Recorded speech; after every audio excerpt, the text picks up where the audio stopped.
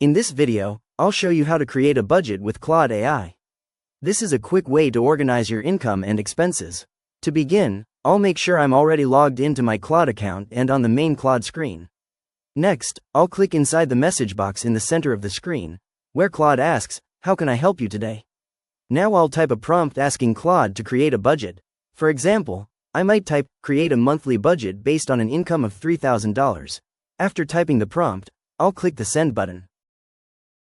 Claude will generate a budget plan, usually including categories like housing, food, transportation, and savings. If I want a more personalized budget, I can include more details in my prompt, such as my expenses, financial goals, or lifestyle. For example, I might type, "Create a budget that includes rent, groceries, and savings goals." Claude can also help format the budget into a clear table or breakdown for easier tracking. Once the budget is ready, I can copy or download the content and use it to manage my finances. And that's it. I've successfully created a budget using Claude AI. If you found this tutorial helpful, please consider liking the video and subscribing for more quick AI tutorials and guides.